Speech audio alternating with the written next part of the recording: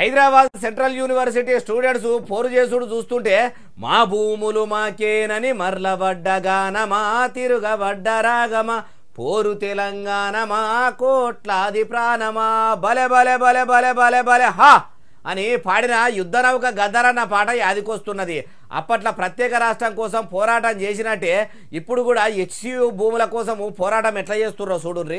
మలి సర్కార్ తాన ప్రభుత్వం తరపున ప్రజలకిచ్చే పథకాలు అమలు చేసేందుకు పైకం లేక హైదరాబాద్ సెంట్రల్ యూనివర్సిటీలో ఉన్న 400 ఎకరాల జాగను అమ్మకానికి పెట్టింది. మంచి బేరం వస్తే తీసేయాలని చూస్తుంది.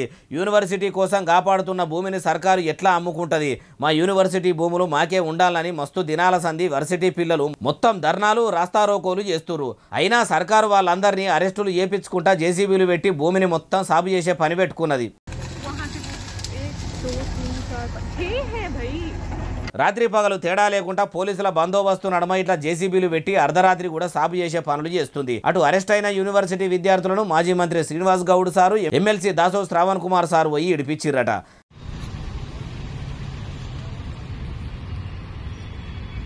అయ్యా సీఎం రేవంత్ సారు, అప్పట్లో మాజీ సీఎం కేసీఆర్ సార్ కూడా పథకాలు అమలు చేసినందుకు రింగు రోడ్డు అవతలున్న భూములు మొత్తం పొతం పట్టిండని మొత్తుకున్న మీరు ఇప్పుడు పట్నంలో ఉన్న ఈ భూమి మీద కన్నేస్తిరి. మిమ్మల్ని ఉచిత హామీలు ఎవరు ఇమ్మన్నారు? ఇప్పుడు ఇట్లా విశ్వవిద్యాలయాల విద్యార్థుల మీద విషయం ఎవరు జమ్మంటున్నారు? అధికారంలో లేనప్పుడు ఓ తీరు, అధికారంలో ఉన్నప్పుడు ఓ తీరు మాట్లాడుకుంటా ఇట్లనే ప్రజా వ్యతిరేక పనులు చేసుకుంటా పోతే మాజీ ముఖ్యమంత్రి కేసీఆర్ సార్కు పట్టిన గతే మీకు పడుతుంది అంటారు ఈ ముచ్చటిన్నోళ్ళు.